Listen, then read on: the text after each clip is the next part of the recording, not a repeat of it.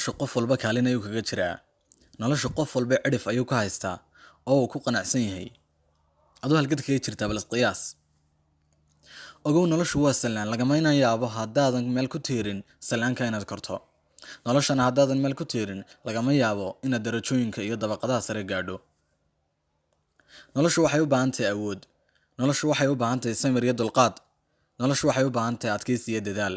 Ogow qof walba marxaladda uu maraya waa mid ka turjumaysa noloshiisa dhabta ah. Ha isliidina hore soco albaabka guusha adiga furihiisa haya. Haddaad albaabka guuldarrada ayaan qofulin u baahan tahayna cidi kaama hortaagna.